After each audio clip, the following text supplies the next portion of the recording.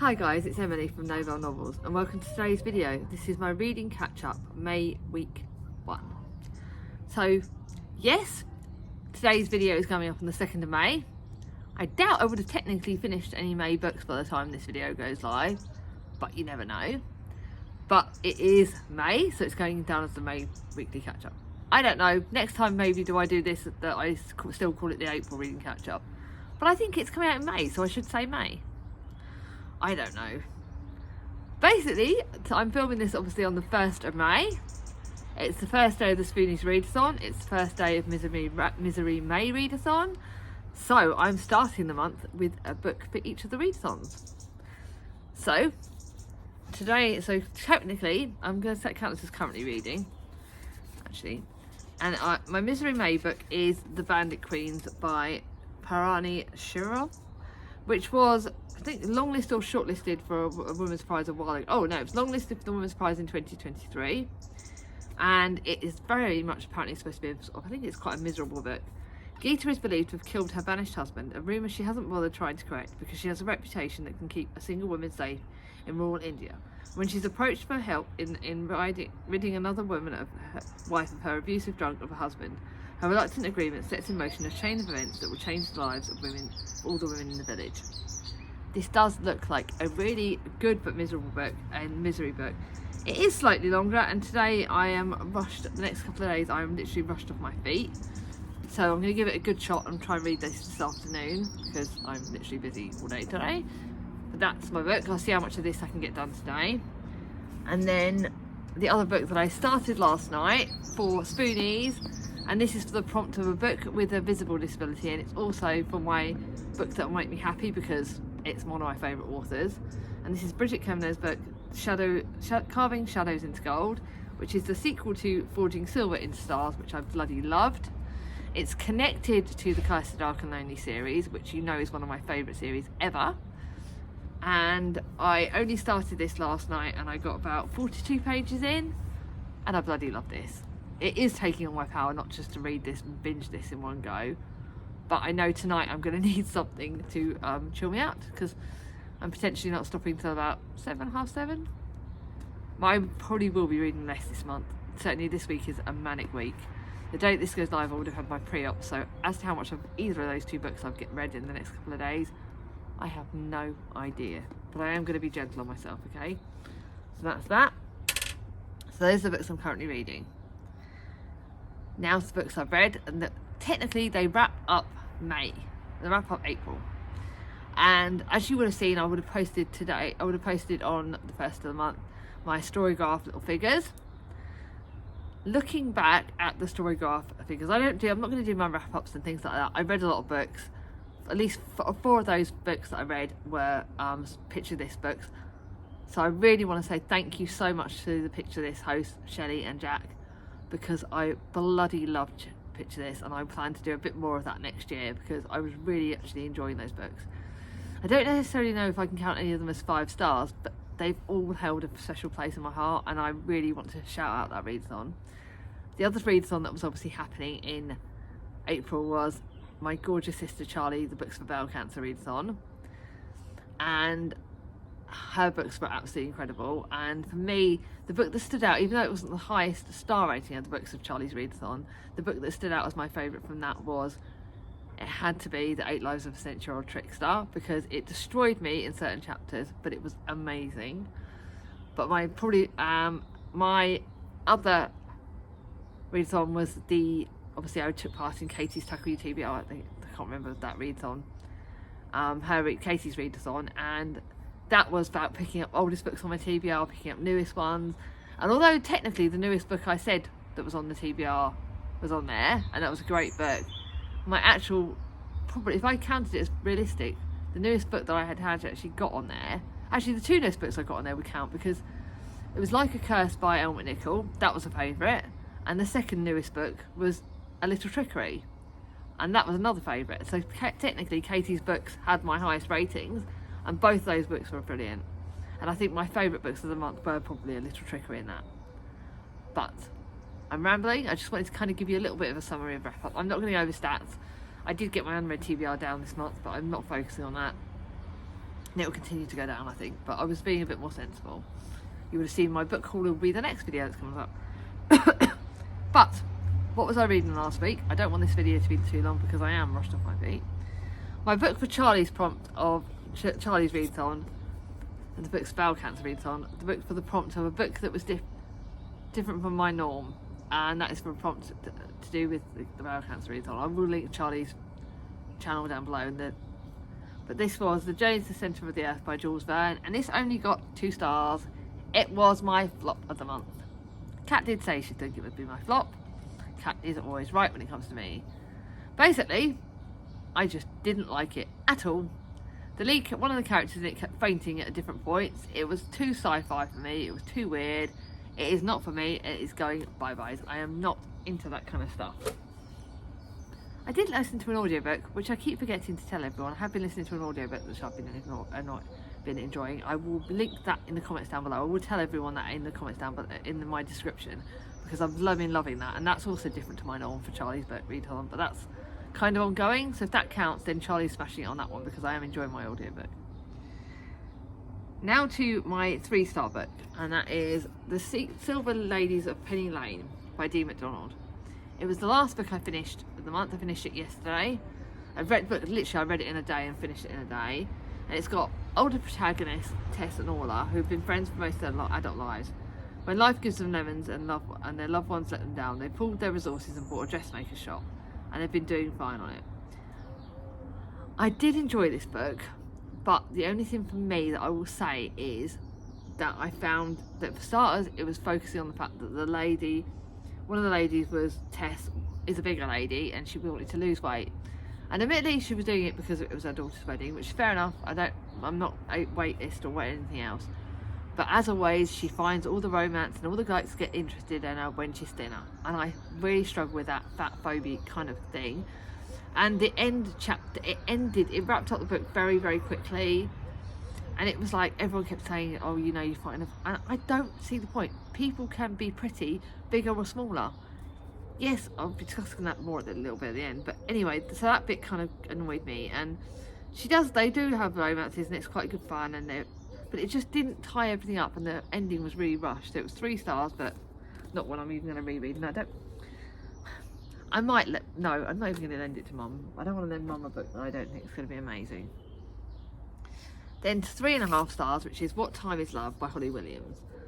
And this is set over 3 different decades. It's basically one couple, when Violet and Albert first meet, they're always 20. It's set first of all in 1947, then in 1967, then in 1987. So it's more historical fiction, but I count it as fiction. And their lives collide every time, and you sort of start off each sort of decade bit thingy with their journeys, and it is hard. It's okay. Certain bits of their different era thingies was different. It was an okay book, but not one I loved. And again, I spent £3 on this, and I kind of regretting it a bit. It wasn't one I loved. It wasn't one I necessarily enjoyed that much. So I don't need to talk. This is why I love in these reading catch-ups. I don't have to talk about the books that were just okay. But I've got 1 4-star and 3 4.5 stars, and they were all good books. And so for starters, I read The Delegate Dream Department Store, which was 4 stars. It is a good book. I'm going to keep it, and I'm going to read the sequel. It wasn't quite as amazing as I'd hoped, and I think Ange rated it 3.75 stars. I'm going to keep it because Charlie wants to borrow it. And it's good translated fiction. The dream you ordered is sold out. I'm intrigued as to what the next book will be. I may get it if there's like more to say, buy one get one half price. And it's about different dreams and how they affect us and how dreams is, and it's about the dream department store. It was a good book. It wasn't like amazing like I'd hoped it was going to be. People were comparing it to Before the Coffee Gets Cold series, but I didn't kind of get that connection. I think Before the Coffee Gets Cold series was better. This is good. It's fantasy. It was alright. It wasn't quite in, like, it's part of a duology, so I'm really kind of wanting to know what the next bit is. About Penny, who's an enthusiastic new hire, and she goes into the dream world. It's translated fiction, Japanese translated fiction, I believe, and that part was interesting. It's a good book. Not necessarily amazing. I think I might lend that to Mum. It might be a bit weird for Mum, but I think she might like that. Then to my Kathy Glass book, and that is Helpless by Kathy Glass, and this is 4.5 stars, and it is really good. Basically, I think this is her most recent book. I don't know if she's releasing any more because she stopped fostering, but she's now a family placement worker. Like, she's now supports, I know the name is her pseudonym, but she does support other families now. But she basically is, in this one, she's basically supporting another mum, called one of the young mums called Janie, who's got 3 young children who are very different and have different issues. And it's decided, are they safe at home, or is where that is, and Kathy's helping them and supporting them. It is a really good book. I do love Kathy Glass's books. Definitely you can tell where she's retired and she's sort of supporting the families, but I'd still love to know if she's releasing more. But I don't necessarily think I'm going to keep that. But it was a good book, and I'm glad I read it. I do like Kathy Glass books. Now, the next 2 are romances. I don't care that I've had a lot of romances this week. I really don't care. It was what I needed.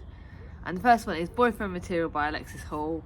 It's 4.5 stars. It's one of Olivia's favourite books, and it's about it's got the fake dating trope, and it's done really well, and it has got a lot about mental health and things like that. And it's about Luke and Oliver Blackwood. Apparently the sequel is not worth continuing the series, because apparently Olivia reckons that the next books are not nowhere near as good as this one. And it has made me want to read more Alexis Hall books. It is a good romance. It's like LGBTQI romance. It's just a really good fake dating LGBTQI. Set in the UK, but a bit about families, about people letting you down, but I think the mental health stuff and some of the stuff in this some of the tricky subjects in this were dealt really well, and I really, really enjoyed it. So definitely actually recommend that. It's not one for mum as well, actually. So I've got my charity shop piles going quite up there. And then the last book that I read this month is another one I finished yesterday. It's Close Knit by Jenny Colgan, which I borrowed from the library. I really enjoyed Jenny Colgan's books, but I've previously bought them and not necessarily kept them. They're contemporaries, they're really good, but they're not necessarily 5-star contemporaries. Although this was good. And had I kept Summer Skies by Jenny Colgan, which is connected to this book, I may have actually wanted to buy it. And if I see Close Knit in a charity shop, I will get it, but I won't buy it full price. So I'm glad I read it from the library, because it actually helped me know that if I see it in a charity shop, I'll buy it, because I will want to reread it. But yeah, not like a 5-star contemporary. It's set in Scotland. It's actually set in one of the Scottish islands, and I don't know if this island is actually a real island, actually. And it's about Gertie, everyone knows Gertie's life story, but who will win her heart. And I started off not enjoying this because Gertie was very, very innocent, and she falls for someone, and you can tell it's not going to go right, and then you kind of can tell who she's going to end up with at the end of the book. But it's also got a bit about Morag, who was an old school friend, who was actually in Summer Skies by Jenny Colgan. So you do need to read Summer Skies first. And they work for an airline, and they become friendships, and it's about her family, Gertie's grandmother and mother, and that sort of family aspect. Got a bit about flying. It's got a bit about something set in Scotland. There was a male character in this who I bloody loved. I knew who he was going to get with. You kind of know the romance that's going to happen. But I really thoroughly enjoyed it, so I definitely recommend this, but you do need to read Close Knit first. So I'm grateful for the library for lending it. Now for what I'm grateful for. As you can tell, look at the weather. It's been a heat wave in the UK this week, and I've absolutely loved it. I've loved being able to sit out in the garden when I've had the chance. It's been really, considering this week has been an insane week. I've got a hospital tomorrow, day that this goes live. I've got parents' evening that I've kind of booked, that I'm going to be in there for hours. A lot of other stuff. I've gone out with 2 friends. That's another thing. So connect that to that. I've gone out for coffee with one of Mia's old friend's mum, and I've gone out with coffee with my neighbour. I'll link pictures of the coffee shop where I went to Costa, because my little Costa picture, which I love doing. And I had a really good time. I did buy myself some cute summer PJs, which I'll include a little picture of, because they were yellow, and I've kind of gone a bit more colour. I'm trying to brighten myself up. If you would have seen my Instagram post, obviously I share that I was able to fit into a beautiful dress. This is me. It's not about weight, it's about image, and it's about what makes me happy. And to fit into this gorgeous size 12 dress when I'm having a trouble with weight, because obviously we do, as perimenopause, So I've really been struggling with my mental health, if you hadn't guessed. I know Angela, from Reading Off My Shelf, is one of my best friends on here, and she can always tell when I'm lower and when I'm doing it hard. But the perimenopause is kicking my butt at the moment, and it is meaning that my weight is harder to do anything with. I'm finding that my mental health is drawing me down. I'm tired all the time. I've got the worst brain fog ever. Like I said, I can't even bloody remember the name of this audio book that I'm listening to, even though I'm listening to it every day. And it's been I've had a bit of a dip. So the sun and all the other bits that are connected to that, I'm fitting into that dress, and the compliments I've had on Facebook, on like when I've shared this post, have really helped me. And apparently it's helped for you guys seeing that some of my subscribers and friends hearing me being open about the fact of perimenopause, because I do think it needs to be done more. I'm not going to connect it to Spoonies because it is very separate from Spoonies, but if you want me to do a video on it, or if I just share Instagram stuff, sharing the knowledge and giving people information about perimenopause, because it isn't talked about enough, and I do feel like that's affected me as a person recently. So yeah, that's kind of been going on. Also, I'm going to give you guys a heads up. In June, at the moment, I've decided to take a little bit of a rest in June. In fact, you'll still see these weekly reading catch-ups. You'll get my book haul at the start of June, and you'll get my TBR for July, which I probably will include the Jane Austen July TBR, but I'm cutting back my videos to only 2 Monday videos in July. I know they're technically the ones that do the best, but May is going to be kicking my butt. As you can see, at the moment, this week is manically busy. I've got the hospital at the end of the month. We're going to the London trip on the day after Mia's birthday. We've got Mia's birthday coming up. I've got a lot of stuff happening, and the last week, obviously it's Spoonies throughout the whole of the month, so I will be interacting more on Instagram, on here. Well, I'll probably be doing more community posts, to be honest. That will work better for me, and we will be doing a Spoonies live. But because of all of that and how busy May is, I don't want to be having to film at the end of May as much, and I want to be taking a bit more of a break in June. So it's not an official break, because you will still be getting 1 video a week every week, but there will be less other videos. There won't be any extras. And I will not be doing any lives. I don't plan to just do anything like that. I really want to be looking after myself and giving June a break. You would have seen that's gone live also that my sister Charlie and a few other people have done up a reader that we're doing Joy Reading June in June.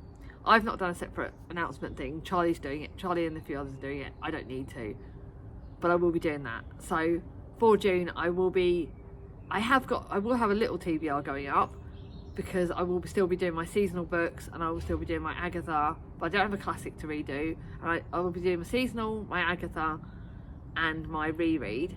And then in that, I may put some pile of possibilities books. So that will be my TBR, but I will not be putting a proper TBR up, a set in stone TBR, because anything other than the rereads, even the seasonal books might change if I don't feel like it. So anything other than the reread and the Agatha will be Joy Reading. I will be doing it because we're doing it in honour of Alice. It would have been Alice's birthday in June. That's another reason why I need to be taking my care of myself in June, because I will be thinking about our friend. But I want to enjoy my books. I don't want to put books that I'm worried about. I'm not even going to be trying books if I don't want to. I'm just going to be reading what I want. So yes, this is I've gone longer because I've talked a little bit about what's happening. But I thought, first video of May, you kind of want to know what's going on and what's happening, but yeah. So obviously this video is reading catch up week 1, thanks to the sun. If you got to the end of the video, I know it's dead boring, but include a sun emoji, because that has been what's keeping me smiling. What have you been reading this last week? What have you been up to? Let me know in the comments down below. If you like this video, give it a thumbs up. If you're new to my channel, subscribe it. Bring on my ding-a-ling, and I'll see you all soon. Bye bye.